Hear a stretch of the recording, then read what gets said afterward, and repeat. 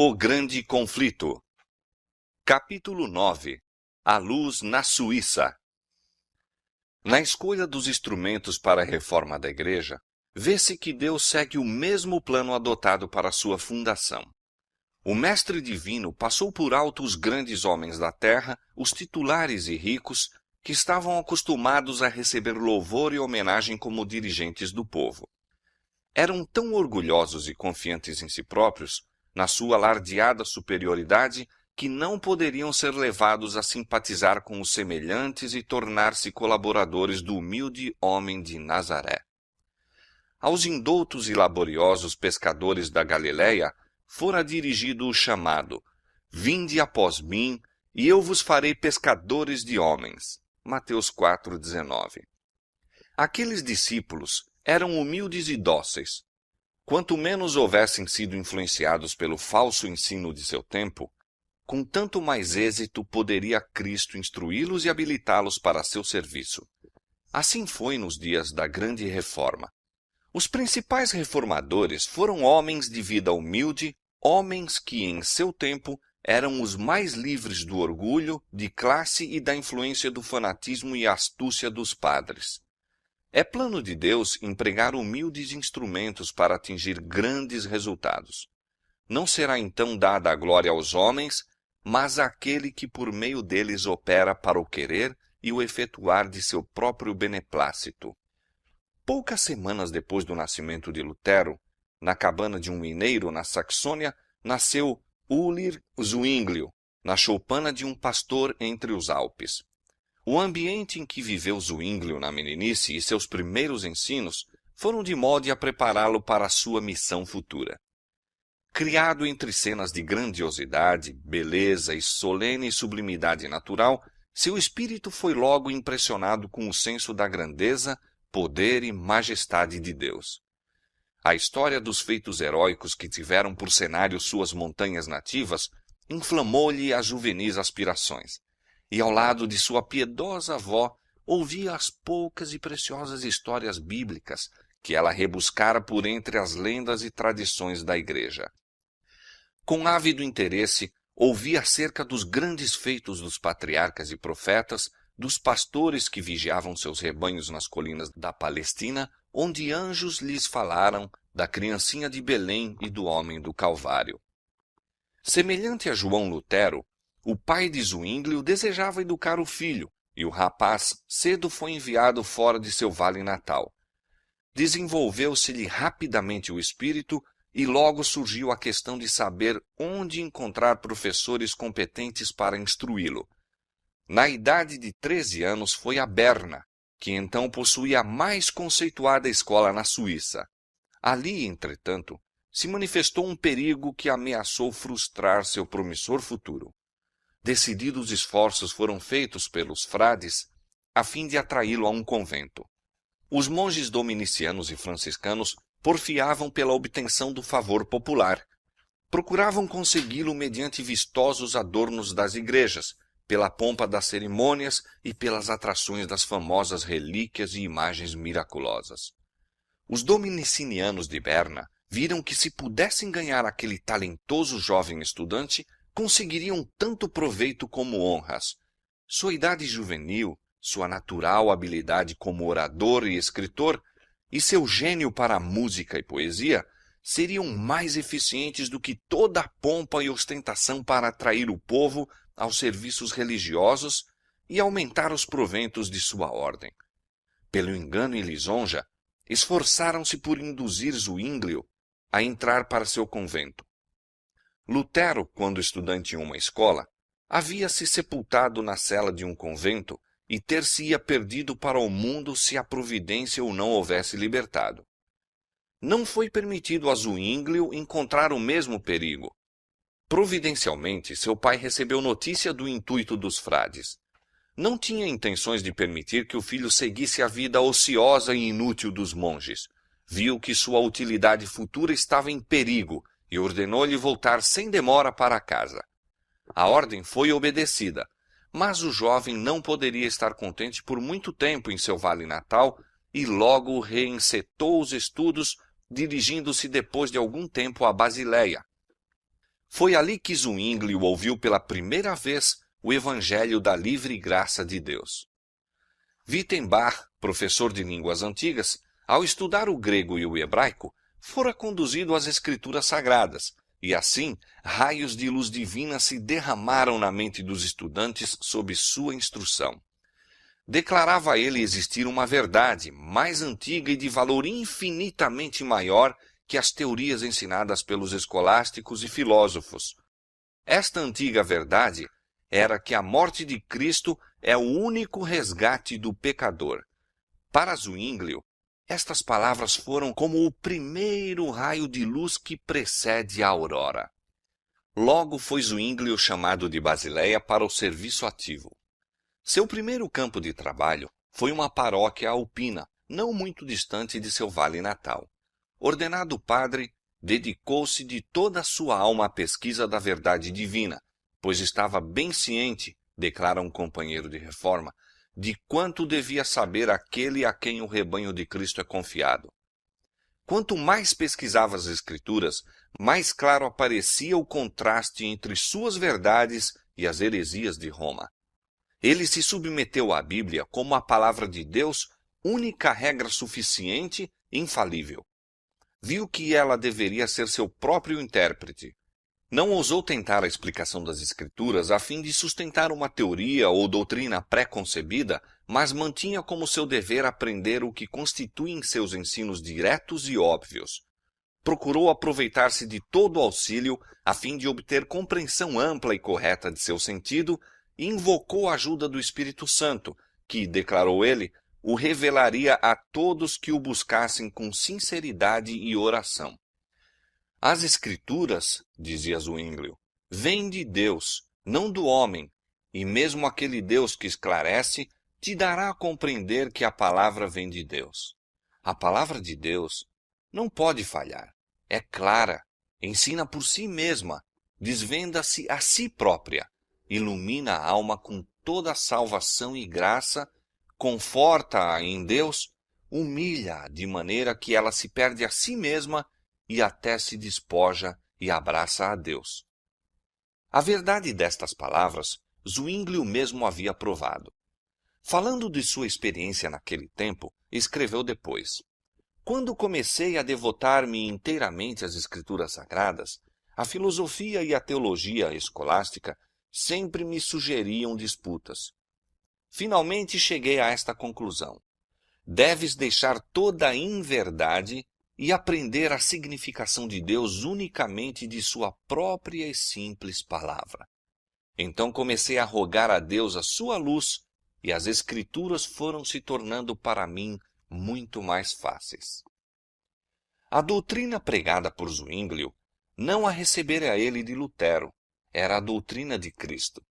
Se Lutero prega a Cristo, disse o reformador suíço, ele faz o que eu estou fazendo. Aqueles a quem ele levou a Cristo são mais numerosos do que os que levei. Mas isto não importa. Não pregarei nenhum outro nome a não ser o de Cristo, de quem sou soldado e que unicamente é o meu chefe. Nunca uma só palavra foi por mim escrita a Lutero, nem por Lutero a mim. E por quê? Para que se pudesse mostrar quanto é consigo mesmo concorde o Espírito de Deus, visto que nós ambos, sem qualquer combinação comum, ensinamos a doutrina de Cristo com tal uniformidade. Em 1516, Zwinglio foi convidado para ser pregador no convento de Einsiedeln.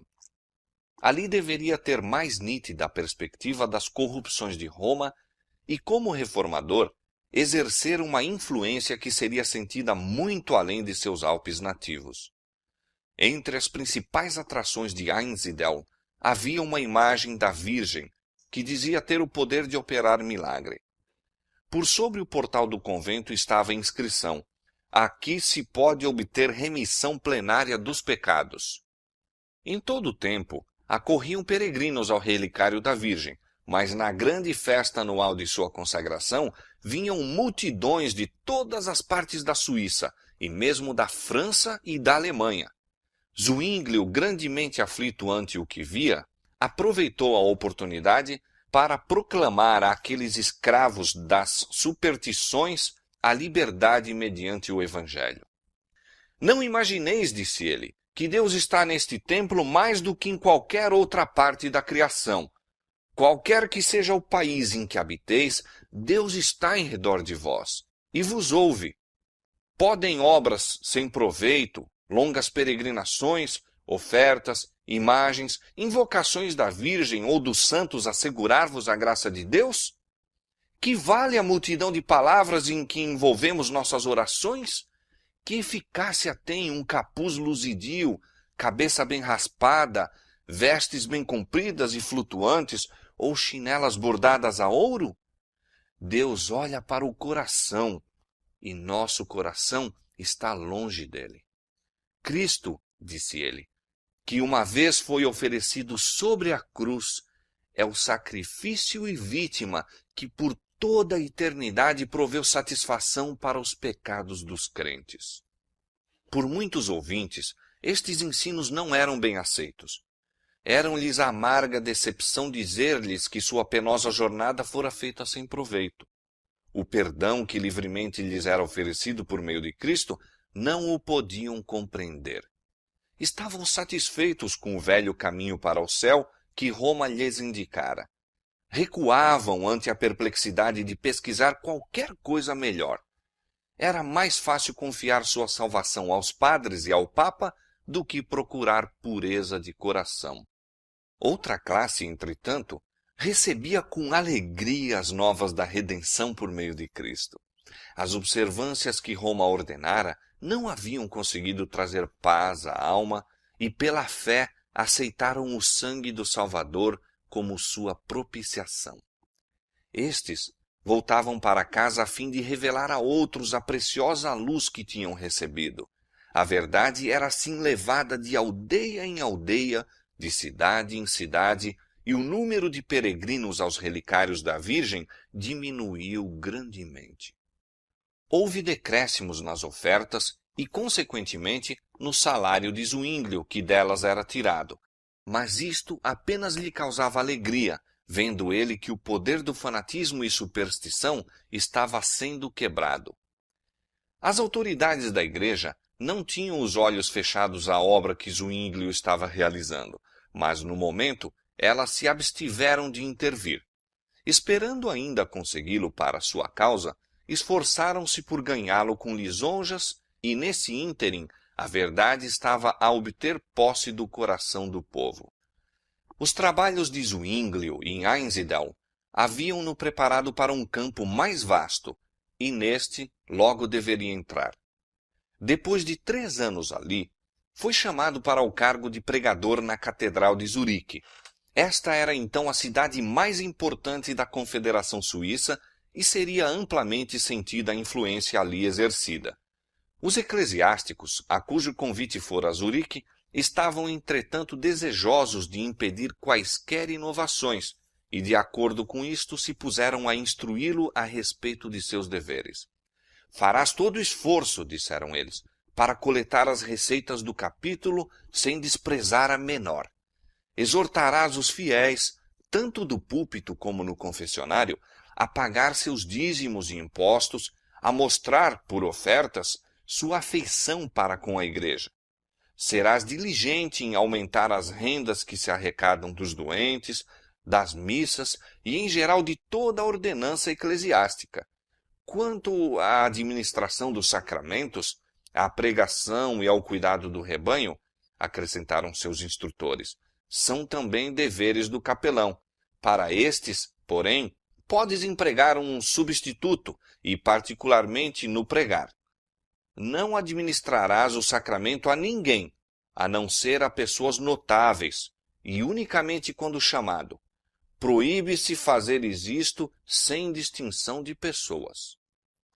Zwinglio ouviu em silêncio esta ordem, e, em resposta, depois de exprimir sua gratidão pela honra de um chamado para este importante posto, pôs-se a explicar o método de ação que se propusera adotar.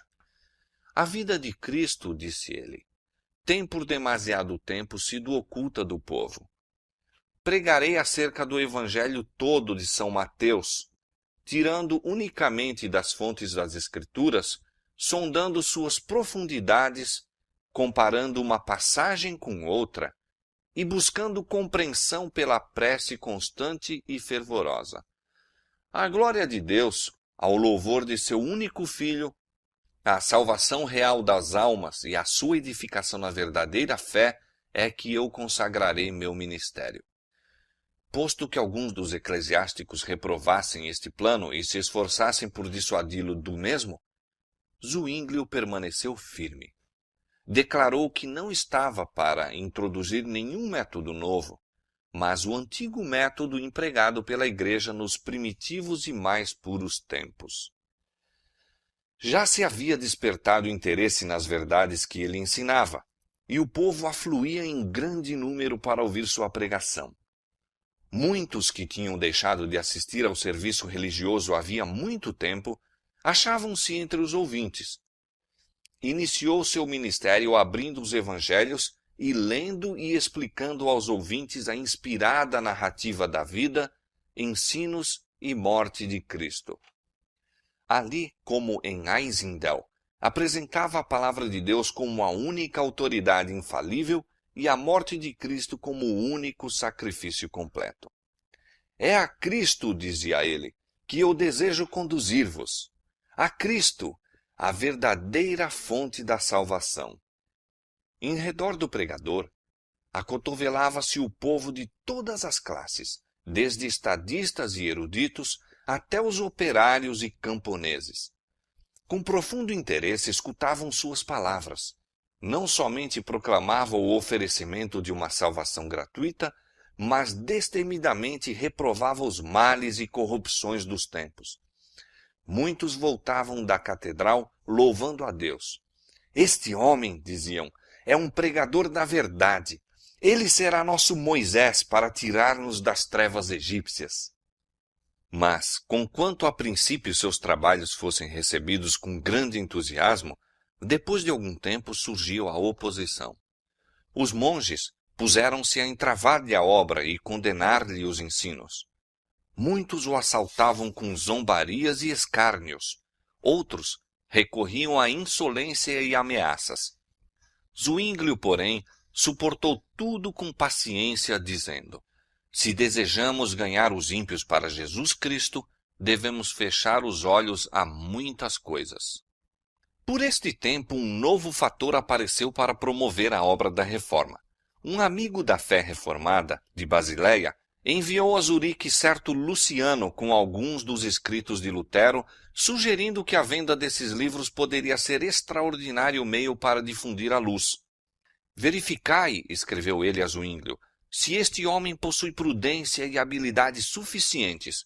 Se assim for, ele que leve de cidade em cidade, de vila em vila, de aldeia em aldeia, e mesmo de casa em casa, entre suíços, as obras de Lutero, e especialmente sua exposição sobre a oração do Senhor, escrita para os leigos. Quanto mais forem conhecidas, tanto mais compradores encontrarão. Na ocasião em que Deus se prepara para quebrar as algemas da ignorância e superstição, então é que Satanás opera com o máximo poder para envolver os homens em trevas e segurar seus grilhões ainda mais firmemente. Estando a surgir nos diferentes países homens a apresentar ao povo o perdão e a justificação pelo sangue de Cristo, Roma prosseguiu com renovada energia a abrir seu mercado por toda a cristandade, oferecendo por dinheiro o perdão. Todo pecado tinha seu preço, e aos homens se concedia livre permissão para o crime, contanto que o tesouro da igreja se conservasse cheio. Destarte, ambos os movimentos prosseguiram.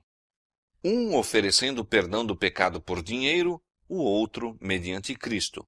Roma permitindo o pecado e dele fazendo a sua fonte de renda, os reformadores condenando o pecado e apontando para Cristo como a propiciação e o libertador. Na Alemanha, a venda das indulgências fora confiada aos frades dominicanos e era dirigida pelo infame Tetzel. Na Suíça, foi a mesma entregue aos franciscanos, sob a direção de Sansão, monge italiano. Sansão prestara já bom serviço à igreja, tendo conseguido imensas somas da Alemanha e Suíça para encher o tesouro papal. Atravessava então a Suíça, atraindo grandes multidões, despojando os pobres camponeses de seus minguados ganhos e extorquindo ricos donativos das classes abastadas. A influência da reforma, porém, já se fazia sentir, limitando aquele comércio, posto que o mesmo não pudesse deter-se. Zuínglio estava ainda em Einsiedeln quando Sansão, logo depois de entrar na Suíça, chegou com sua mercadoria a uma cidade vizinha. Informado de sua missão, o reformador imediatamente começou a opor-se-lhe. Os dois não se encontraram, mas tal foi o êxito de Zuínglio ao expor as pretensões do frade que este foi obrigado a seguir para outras localidades. Em Zurique, Zuínglio pregou zelosamente contra os vendedores de perdão, e quando Sansão se aproximou do lugar, foi encontrado por um mensageiro do conselho com uma intimação de que se esperava passasse ele para outra parte. Por um estratagema, conseguiu afinal entrada, mas foi enviado para fora sem a venda de um único perdão, e logo depois deixou a Suíça. Grande impulso foi dado à reforma com o aparecimento da peste ou grande morte que varreu a Suíça no ano de 1519. Sendo os homens assim postos em face do destruidor, muitos foram levados a sentir quão vãos e inúteis eram os perdões que tinham tão recentemente comprado, e anelavam um fundamento mais seguro para sua fé. Zuínglio, em Zurique, caiu doente. Ficou tão mal que abandonou toda a esperança de restabelecimento, e largamente circulou a notícia de que falecera. Naquela hora de provação, sua esperança e coragem foram inabaláveis. Olhava com fé para a cruz do Calvário, confiando na todo suficiente propiciação pelo pecado. Quando ele voltou das portas da morte, foi pregar o evangelho com maior fervor do que nunca dantes, e suas palavras exerciam desusado poder. O povo dava com alegria as boas-vindas a seu amado pastor, que lhes fora restituído da beira da sepultura. Eles mesmos tinham acabado de assistir os doentes e moribundos e sentiam como nunca dantes o valor do evangelho. Zuínglio chegara a uma compreensão mais clara de suas verdades e havia mais completamente experimentado em si seu poder renovador. A queda do homem e o plano da redenção eram os assuntos que ele se ocupava.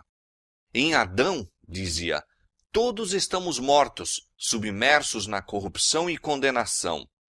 Cristo adquiriu-nos uma redenção intérmina. Sua paixão é um sacrifício eterno e eternamente eficaz para curar. Satisfaz para sempre a justiça divina em favor de todos os que nela confiam com firme e inabalável fé. Contudo, ensinava claramente que os homens não estão, por causa da graça de Cristo, livres para continuar no pecado. Onde quer que haja fé em Deus, ali Deus está. E onde quer que Deus habite, ali se desperta um zelo que insta com os homens e os impele às boas obras. Tal era o interesse na pregação de Zuínglio, que a catedral não comportava as multidões que o vinham ouvir. Pouco a pouco, à medida em que o podiam suportar, desvendava a verdade a seus ouvintes.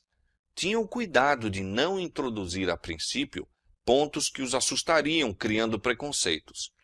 Seu trabalho era conquistar-lhes o coração para os ensinos de Cristo, abrandá-lo por seu amor e, diante deles, conservar seu exemplo. E recebendo eles os princípios do Evangelho, suas crenças e práticas supersticiosas inevitavelmente desapareceriam. Passo a passo, avançava a reforma em Zurique. Alarmados, seus inimigos levantaram-se em ativa oposição. Um ano antes, o monge de Wittenberg proferira o seu não ao Papa e ao Imperador em Worms, e agora tudo parecia indicar uma resistência semelhante às pretensões papais em Zurique. Reiterados ataques foram feitos contra Zwinglio. Nos cantões papais, de tempos em tempos, discípulos do Evangelho eram levados à tortura, mas isto não bastava. O ensinador de heresias deveria ser reduzido ao silêncio. De acordo com isto, o bispo de Constança enviou 3 delegados ao conselho de Zurique, acusando Zwinglio de ensinar o povo a transgredir as leis da igreja, pondo assim em perigo a paz e a boa ordem da sociedade. Se a autoridade da igreja fosse posta de lado, insistia ele, resultaria anarquia universal. Zwinglio replicou que durante 4 anos estivera a ensinar o evangelho em Zurique, que era mais silenciosa e pacífica que qualquer outra cidade da confederação. Não é então, disse ele, o cristianismo a melhor salvaguarda da segurança geral? Os delegados aconselharam os membros do conselho a permanecer na igreja, fora da qual, declararam, não havia salvação. Zwinglio respondeu, não vos mova esta acusação. O fundamento da igreja é a mesma rocha, o mesmo Cristo que deu a São Pedro seu nome, porque ele o confessou fielmente. Em todo o país, quem quer que creia de todo o coração no Senhor Jesus é aceito por Deus. Esta, verdadeiramente, é a igreja, fora da qual ninguém pode salvar-se. Como resultado da conferência, um dos delegados do bispo aceitou a fé reformada. O conselho recusou-se a agir contra Zwinglio e Roma preparou-se para novo ataque. O reformador, ao ser informado da trama de seus inimigos, exclamou, eles que venham. Eu os temo como o rochedo se arreceia das vagas que trovejam a seus pés. Os esforços eclesiásticos apenas favoreceram a causa que procuravam destruir. A verdade continuou a ser espalhada. Na Alemanha, seus adeptos, abatidos com o desaparecimento de Lutero, tomaram novo ânimo quando viram o progresso do Evangelho na Suíça. Ficando a reforma implantada em Zurique, seus frutos eram mais amplamente vistos na supressão do vício e promoção da ordem e harmonia. A paz tem sua habitação em nossa cidade, escreveu Zwinglio. Nenhuma rixa, nenhuma hipocrisia, nenhuma inveja, nenhuma contenda. Donde pode tal união vir, senão do Senhor e de nossa doutrina que nos enche dos frutos de paz e piedade? As vitórias ganhas pela reforma estimularam os romanistas a esforços ainda mais decididos para a subversão daquela. Vendo quão pouco fora alcançado pela perseguição no sentido de suprimir a obra de Lutero na Alemanha, decidiram-se a enfrentar a reforma com as próprias armas da mesma. Manteriam uma discussão com Zwinglio e, havendo eles de dispor o assunto, assegurar-se-iam a vitória, escolhendo eles mesmos, não somente o local do debate, mas os juízes que decidiriam entre os contendores. E, se pudessem manter Zwinglio em seu poder, teriam cuidado em que ele não lhes escapasse. Reduzindo o chefe ao silêncio, poder-se-ia rapidamente sufocar o movimento. Este propósito, contudo, foi cuidadosamente oculto. Fora designado que o debate tivesse lugar em Bade, mas Zwinglio não estava presente. O Conselho de Zurique, suspeitando dos intuitos dos católicos romanos e advertido pelas fogueiras acesas nos cantões papais para os que professavam o Evangelho, proibiu a seu pastor expor-se àquele perigo. Em Zurique, ele estava pronto a enfrentar todos os partidários que Roma pudesse enviar, mas ir a Bade, onde o sangue dos mártires da verdade acabara de ser derramado, seria ir para a morte certa. Oecolampadius e Haller foram escolhidos para representar os reformadores, enquanto o famoso Dr. Eck, apoiado por uma hoste de ilustres doutores e prelados, era o defensor de Roma. Posto que Zwinglio não comparecesse, sua influência foi sentida. Os secretários foram todos escolhidos pelos romanistas, e a outros foi vedado tomar notas sob pena de morte. Apesar disto, Zwinglio recebia diariamente um relatório fiel do que se dizia em Bade. Um estudante que assistia à discussão fazia cada noite um relato dos argumentos naquele dia apresentados. 2 outros estudantes faziam a entrega desses papéis juntamente com as cartas diárias de Oecolampadius a Zwinglio em Zurique. O reformador respondia, dando conselhos e sugestões. Suas cartas eram escritas à noite, e os estudantes voltavam com elas a Bade de manhã. Para eludir a vigilância do guarda estacionado às portas da cidade, esses mensageiros levavam sobre a cabeça cestos com aves domésticas, e era-lhes permitido passar sem impedimento. Assim, Zwinglio manteve a batalha com seus ardilosos antagonistas. Ele trabalhou mais, disse Micônios, com suas meditações, noites de vigília e conselhos que transmitia a Bade, do que teria feito discutindo em pessoa no meio de seus inimigos.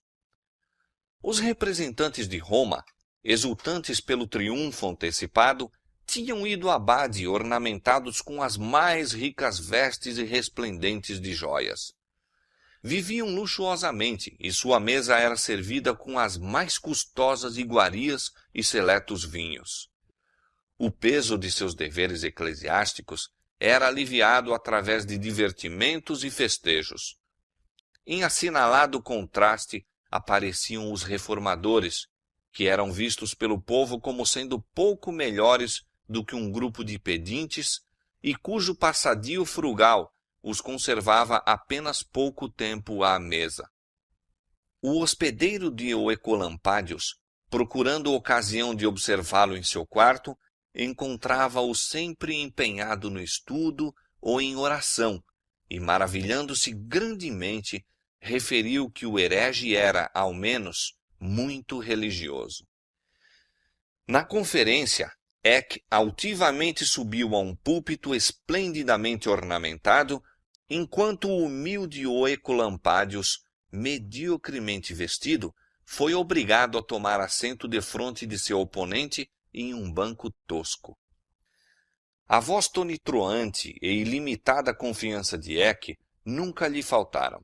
Seu zelo era estimulado pela esperança do ouro, bem como de renome, pois o defensor da fé deveria ser recompensado com paga liberal. Quando melhores argumentos falhavam, recorria a insultos e mesmo a blasfêmias. Oecolampadius, modesto e não confiante em si próprio, arreceara-se do combate, e para ele entrara com esta solene confissão: não conheço outra norma para julgar, a não ser a palavra de Deus. Posto que gentil e cortês nas maneiras, mostrou-se capaz e persistente. Enquanto os católicos romanos, segundo seu hábito, apelavam para os costumes da Igreja como autoridade, o reformador apegava-se firmemente às Escrituras Sagradas. O costume, dizia ele, não tem força alguma em nossa Suíça, a menos que esteja de acordo com a Constituição. Ora, em assunto de fé, a Bíblia é a nossa Constituição. O contraste entre os dois contendores não era destituído de efeito. O raciocínio calmo, claro do reformador, tão gentil e modestamente apresentado, falava aos espíritos que se desviavam desgostosos das afirmações jactanciosas e violentas de Eck. A discussão continuou 18 dias. Em seu termo, os representantes do Papa, com grande confiança, pretenderam a vitória. A maior parte dos delegados ficaram ao lado de Roma, e a Dieta declarou vencidos os reformadores e notificou que eles, juntamente com Zwinglio, seu chefe, estavam separados da Igreja. Mas os frutos da conferência revelaram de que lado estava a vantagem. A contenda resultou em forte impulso para a causa protestante e não muito tempo depois, as importantes cidades de Berna e Basileia se declararam pela Reforma.